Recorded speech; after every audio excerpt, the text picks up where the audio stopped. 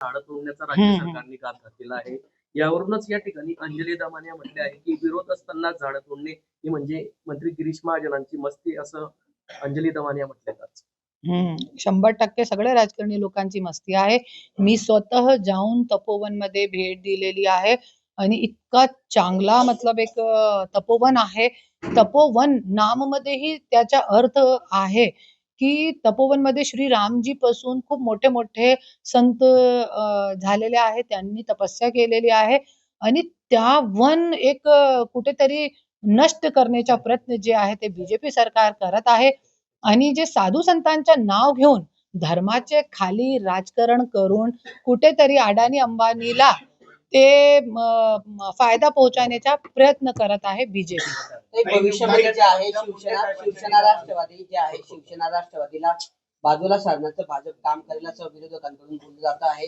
भाजप हा एकटाच पक्ष पुढच्या निवडणुकांमध्ये लढेल असं पण बोललं जात आहे. म्हणजे शिवसेना आणि राष्ट्रवादी जे भविष्यामध्ये भाजप सोबत राहणार नाही असं बोललं जाते. तुम्हाला काय वाटतं? हा, 100% जे तुम्ही सांगता एकदम खरं आहे. बीजेपी जे आहे कुठेतरी शिवसेना आणि शिवसेनाही कशाला सगळे पक्षांना दाबून आणि कुठेतरी एक तरफ करून कुठेतरी जेलमध्ये टाकून आणि स्वतः एकटे लढण्याचा प्रयत्न करत आहे. हे आपले सगळे लोकांना दिसतं. संपवण्याचं काम करता. हा, 100% करताय. आपल्याला दिसतोय ना. क्यों अजित पवारांचे जे मुलगेचा आला आहे, कुठे होता आजपर्यंत ते मुद्दा? आणि असंच नाही, किती मोठे मोठे मुद्दे आहे. अजित पवार साहेबांनी पण 75,000 कोटीचा घोटाळा केलेला आहे. तरी पण देवेंद्र साहेबांनी त्यांना बसवला, पण त्यांचे मुलगेचा मुद्दा काढला. आज सीएम आहे देवेंद्र भाऊ जे आहे ते सीएम आहे. तर त्यांना हे इतके मोठे मोठे मुद्दे घडत आहे महाराष्ट्रामध्ये दिसते नाही का? आणि आता जे निवडणुकीच्या वेळे मुद्दे कशाला काढताय लोक? मला एक विचारायचं. आणि चालेल मुद्दे काढले ते काढले, पण आज पार्थ पवार जेलमध्ये कुठे आहे? कशाला नाही टाकला त्यांना जेलमध्ये?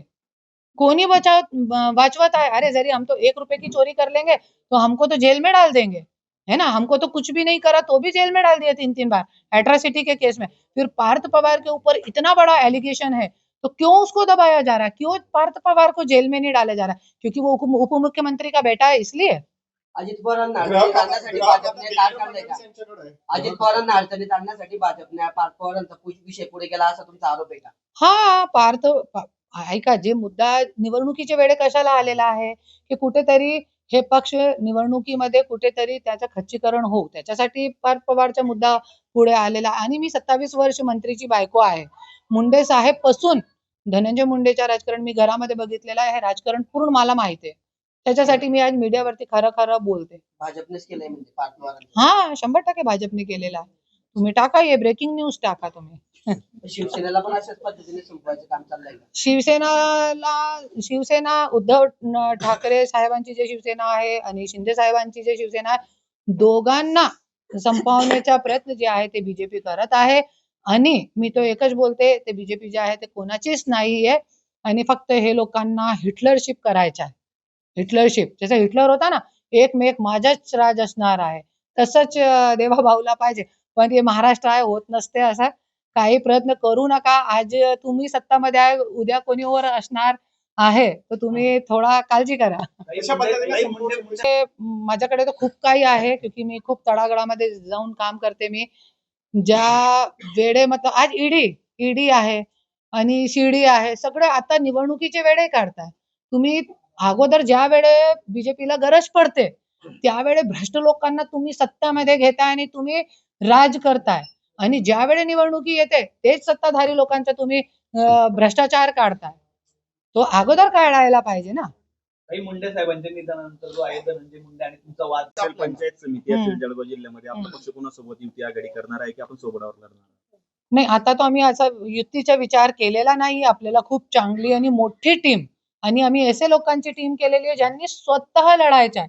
आज हे लोकांनी खूप मोठे मोठे पक्षांना मोठा केलेला आहे, पण जे कार्यकर्ते आहे ते तिथेच आहे. खरं आहे ना, तिथेच आहे. आज एक संधी भेटली नाही, त्याच्यासाठी आज हे लोकांना संधी देण्यासाठी मी इथे तिथे सगळीकडे मी महाराष्ट्रभरामध्ये फिरते. सौराज्य शक्ती सेनेचा, सौराज्य शक्ती सेनेचा भविष्यात मिळू शकते आणि अनेकदा सांगतात की लाडकी बहीण योजना ही बंद होणार.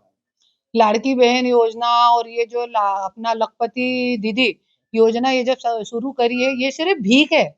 मैं बोलती हूँ भीख पे मत, मैं जनता से एक ही हात जोड के अपील करती हूँ की भीकवरती तुम्ही लक्ष देऊ नका. अरे जे तुमच्या अधिकारतून तुमचा पैसा यायला पाहिजे. शेतकरी लोक सशक्त झाले पाहिजे. महिलांचे मुलाबाळांना फ्रीमध्ये शिक्षण भेटला पाहिजे. अरे फ्रीमध्ये ये लोग लखपती बहन देताय आणि ते अपना लेक लाडकी बहनला 1,500 रुपये महिना देताय. पण कोणाला देताय? फक्त आपल्या कार्यकर्त्यांची बायकोला, बहिणीला ह्यांना फक्त हे योजनाचा लाभ मिळत आहे. आणखीन कोणालाही मिळत नाही. सगळं मी बघितलेलं आहे. आज जे खरंच ज्यांना गरज आहे त्यांना लोकांना लाभ मिळत नाही. अगदी शेवटचा प्रश्न, जळगाव जिल्ह्यात यदि बघायला गेलं निवडणुकीच्या पार्श्वभूमीवर अनेक ठिकाणी मंत्री जे आहेत त्यांच्या पत्नी आपण भाजपवर आता जे आरोप केले त्याच पार्श्वभूमीवर काही दिवसांपासून राजकीय वर्तुळामध्ये एक चर्चा अशी आहे की शिवसेना शिंदे गटाचे 22 आमदार जे आहेत ते भाजपच्या संपर्कात आहेत किंवा ते भविष्यात भाजपात प्रवेश करू शकतात. शिवसेना शिंदे गटचे ते सुरू आहे कुठेतरी दाबण्याचा प्रयत्न. आणि मी तो अगोदरपासून मी बोलते की फक्त ईडी आणि सीडी काढून भ्रष्टाचार काढून बीजेपी असा प्रयत्न करत आहे. आज आहे ना बीजेपी एक मॉल झालेली आहे, माहिती आहे का तुम्हाला? बीजेपी एक मॉल झालेली आहे. कोणी आमदार येऊ, किती भ्रष्टाचारी असेल, पण बीजेपीची पार्टीमध्ये येऊन त्यांची ड्रायक्लीन होते आणि त्या आमदार खासदार बीजेपी मध्ये येऊन आपली जे दुकान आहे ते उघडू शकते. असं एक मॉल झालेला आहे. त्याच्यासाठी तो 20 आमदार तुम्ही कसे घेऊ शकता? अरे तुम्ही कैसे दुसरी पार्टीचे आमदार घेऊ शकता? हे पक्ष तोडण्याच्या, आमदार खरेदी करण्याच्या कसं राजकारण सुरू आहे?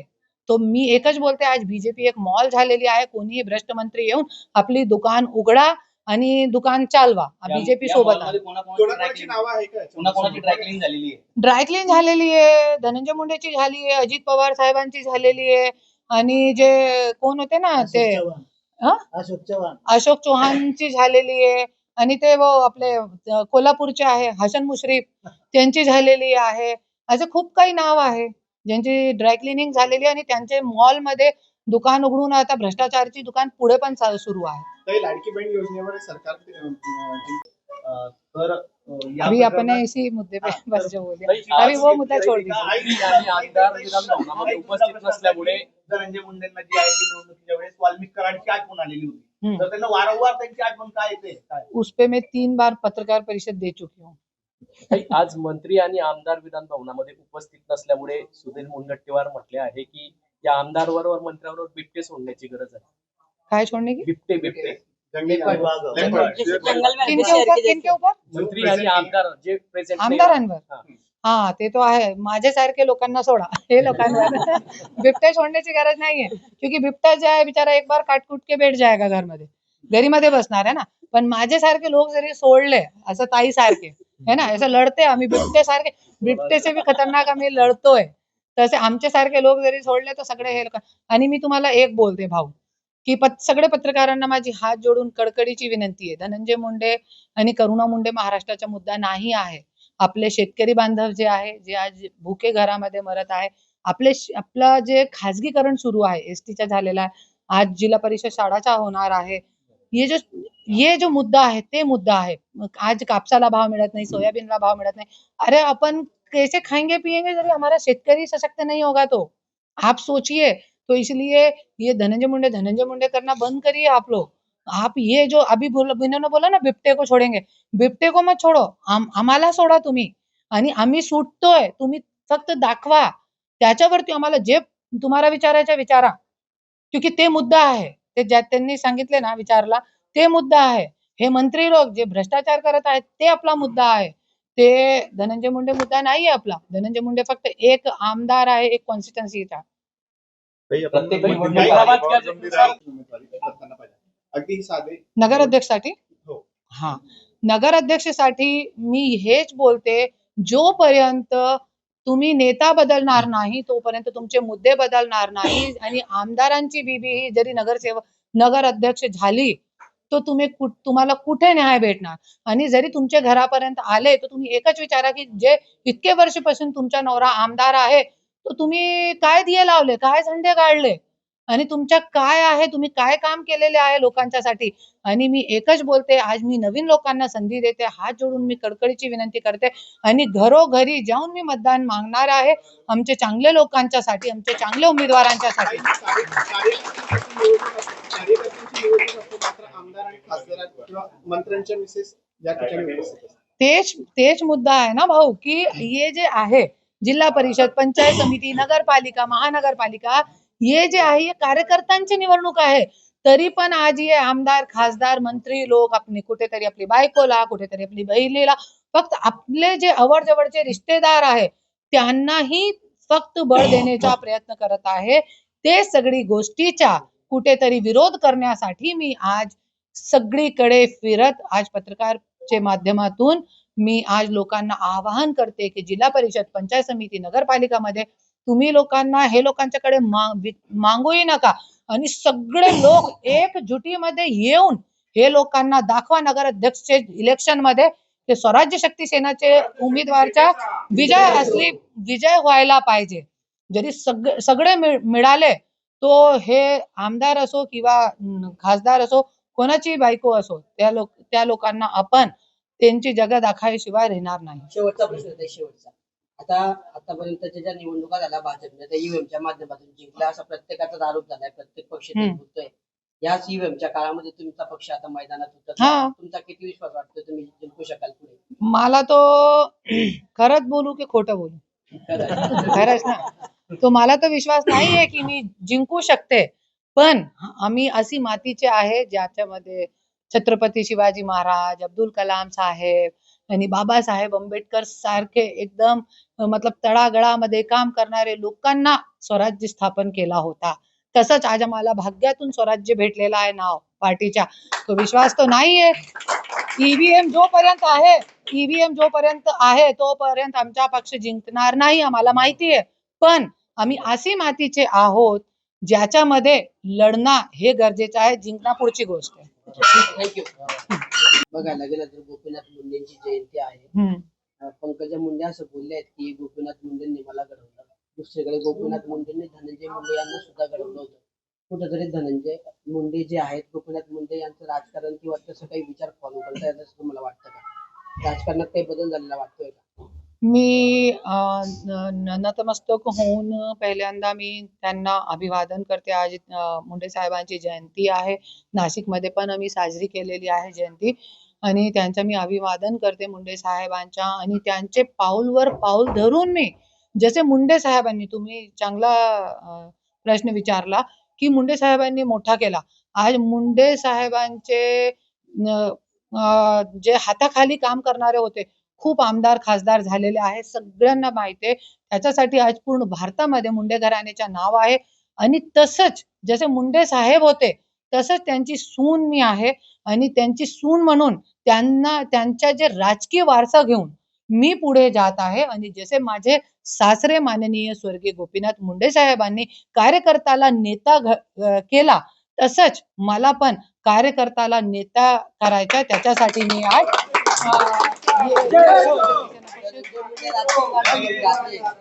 धनंजय मुंडे राजकीय वारसा घेऊन जात नाही का त्यांचा? नाही, राजकीय वारसा माझ्याकडे आहे. मुंडे परिवारचा जे राजकीय वारसा आहे ते मी घेऊन पुढे चालली आहे.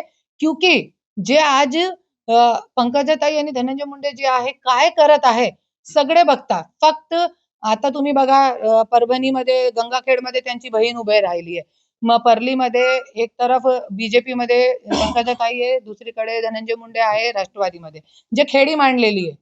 आणि एक भाऊ आहे ते जिल्हा परिषद सदस्य आहे, एक भाऊ आहे ते सरपंच आहे. असे सगळे जे कारखाने ह्यांचे मतलब जे अधिकारी लोक बसलेले आहेत ते पण ह्यांचेच असते. त्याच्यासाठी आज इतके मोठे प्रमाणामध्ये जे लोकांचे मुद्दे असते त्यांचे खच्चीकरण होत आहे आणि कुठेही लोकांना न्याय भेटत नाही. त्याच्यासाठी आज जसे माझे सासरेनी एक गरीब कार्यकर्त्याला मोठा करून आमदार, खासदार, जिल्हा परिषद सदस्य केला होता, घरचे लोकांना नाही केला होता अगोदर. पण असंच मला त्यांचे पाऊलवर पाऊल धरून मला काम करायचं आहे. त्याच्यासाठी आज जे मुंडे साहेबांचा राजकीय वारसा आहे ते मी पुढे घेऊन जाणार आहे. सत्ताधारी पक्षांचं जर बघितलं आपण तर आता सद्यस्थितीत एकमेकांवर त्यांचा विश्वास राहिलेला नाहीये. तुम्ही जर बघितलं तर महाराष्ट्रातल्या सगळ्या स्ट्रॉंगच्या बाहेर जे आहेत सत्ताधारी पक्षाचे कार्यकर्ते जे आहेत ते पहारा देताना पाहायला मिळत आहे. ईव्हीएम वर तर भरोसा राहिला नाही, मात्र स्वतःच्याच मित्र पक्षावर देखील त्यांचा भरोसा राहिलेला नाही. काय वाटतंय पुढची राजकीय परिस्थिती बिकट असेल? हे पूर्ण महाराष्ट्राला बघण्यासारखी गोष्ट आहे की जे कार्यकर्ता आहे, कार्यकर्त्यांच्या एकमेकांवर विश्वास नाही राहिलेला आहे. जे सत्ताधारी पक्ष आहे त्यांच्या एकमेकांवर विश्वास राहिलेला नाहीये. तो कोणाला न्याय देणार? हे आपल्याला, हे जनताला विचार करण्याची गोष्ट आहे की हे सत्ताधारी लोक फक्त ईव्हीएम घोटाळा करून आणि जास्त ते मृत लोकांचे मतदान घेऊन असे सगळे काही वाईट गोष्टी करून फक्त जिंकून येण्याचा प्रयत्न करत आहे और जनताचे मुद्दे जे आहे कुठेही दिसत नाही. मुंडे तुमच्या साहेबांनी सोबतीला केलेलं या पक्षा राजकारण आणि आताचं राजकारण आणि याच्यामध्ये मुंडे आडनाव मोठा फरक आहे. जसे की मी अगोदर सांगितलेलं आहे की मुंडे साहेबांनी खूप सायकलवरती जाऊन आणि गाव जाऊन, जसे मी आज जाते आज मी पण कोई लहान नाहीये, मी पण 46 वर्षची आहे. तरी पण त्यांच्या, जसे की मी सांगितलं का त्यांच्या वारसा घेऊन मी चालत आहे, तर जसं त्यांनी असे कठोर संघर्ष केला होता, कठोर सायकलवरती त्यांनी संघर्ष केला होता मुंडे साहेबांनी, तसंच मी आज एकटी महाराष्ट्रामध्ये फिरते क्योंकि जसे माझे सासऱ्याने काम केलं होतं तसंच मला काम करायचं आणि आज खूप फरक आहे सत्ताधारी लोक आणि मुंडे आडनावामध्ये. धनंजय मुंडेंकडून ज्या पद्धतीचं राजकारण आता बीडमध्ये झालं, तुम्ही अनेकदा टीका केली, वाल्मिक कराडचं प्रकरण समोर आलं, हे कुठेतरी गोपीनाथ मुंडेंच्या राजकारणाला बोट दाखवण्यासारखं किंवा बदनाम करण्यासारखं वाटतं का तुम्हाला? हा, पूर्ण बदनाम करणे, याच्यामध्ये आमचे घरची, आमचे आडनावची पण बदनामी झालेली आहे. तुम्ही या तुमच्या सोबतीला जे आहे या पक्षासोबत एकदा जरांगे पाटलांना देखील विनंती केलेली होती की त्यांनी सुद्धा या माध्यमातून सोबत यावं. कुठपर्यंत त्यांच्याशी चर्चा झालेली आहे आणि त्यांची नेमकी भूमिका काय ठरली? जरांगे भाऊंना मी 2 वेळे, एक लोकसभामध्ये आणि विधानसभामध्ये 2 वेळे मी त्यांना निवेदन दिलेलं आहे की आज पूर्ण महाराष्ट्राची जी जनता आहे, कोणत्याही समाजची असो, सगळे समाजांची लोकांना, जनताला तुमच्यासारखे एक चांगले व्यक्तिमत्वाची गरज आहे, जे लोकांचे मुद्दे घेऊन लढू शकतो सरकार सोबत. तसंच आणि आज तुमच्या पाठीमागे जे आहे, जे जनप्रतिसाद आहे, तो तुम्ही आज छत्रपती शिवाजी महाराज सारखा सगळे 18 पकड जातीला घेऊन 18 पकड जातीला न्याय द्या आणि जे लोकसभा आणि विधानसभा लढा. पण त्यांनी निवेदन स्वीकारला नाही. त्यांनी सांगितलं मी राजकारणी नाही आहे. आणि आता पण मी त्यांना माध्यमातून विनंती करते की जरांगे भाऊ, आज महाराष्ट्राची 18 पकड जातीला तुमची गरज आहे आणि तुम्ही न्याय पण देत आहे. आपला ते काय नाव आहे, ज्ञानेश्वरी मुंडे ताईला पण न्याय दिलेला आहे, संतोष देशमुख भाऊला पण न्याय दिलेला, असंच 18 पकड जातीला तुमची गरज आहे. तर माझी हात जोडून कडकडीची विनंती आहे की तुम्ही आता पण माझा निवेदन स्वीकारा. स्वराज्य शक्ती सेनाची अध्यक्षता जे मी आहे जरांगे भाऊला देण्यासाठी मी तयार आहे, पण सगळे नवीन लोकांना संधी द्या, जे आजपर्यंत कोणी राजकारणी लोकांनी संधी दिली नाही, असे लोकांना संधी द्या. सुरुवातीला आपण म्हटलं होतं की वधिबळ झालेला आहे, शिंदेसेनेची भूमिका काय वाटतं? बाजूला सरली शिंदेसेना? शिंदे सेना जे आहे त्यांच्या पूर्ण खच्चीकरण झालेलं आहे, आपल्याला दिसतोय. आज तोडा फोडा आणि जोडा, आज शिंदे सेना कुठेही दिसत नाही. पूर्ण खच्चीकरण करून एक इथे, आणि तुम्ही बघू शकता आज बीजेपीला काय करायचं, फक्त एकटाचा राज करायचा. तुम्ही बघू शकता आताचे अजितदादाचे मुलगेचा प्रकरण आला होता है ना. आता शिंदे साहेबांचा मुद्दा पण मी घेणार आहे उद्या मुंबईमध्ये. खूप मोठा 900 कोटीचा भ्रष्टाचार झालेला आहे त्यांच्या खात्यामध्ये, ते मी मुंबईमध्ये उद्या पत्रकार परिषद घेणार आहे.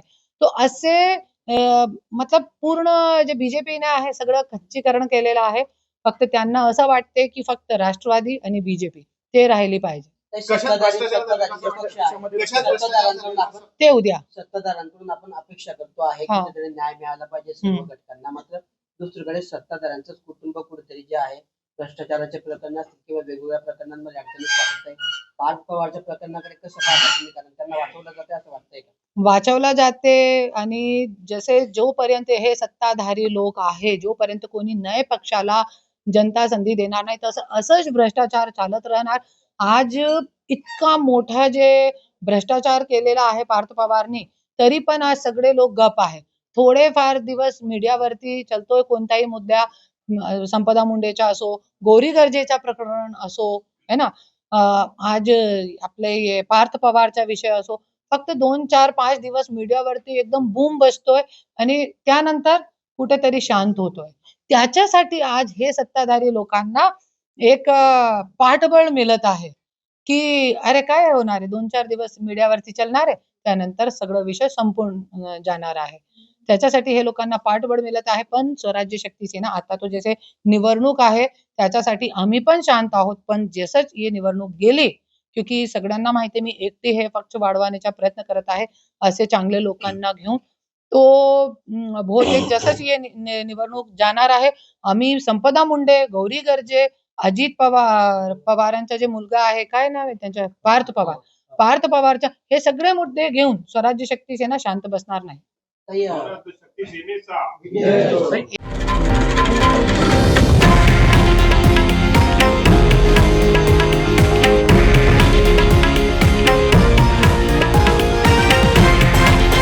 हे आहे देशातील नंबर 1 न्यूज नेटवर्क आणि आपण पाहत आहात TV9 मराठी, एकमेव.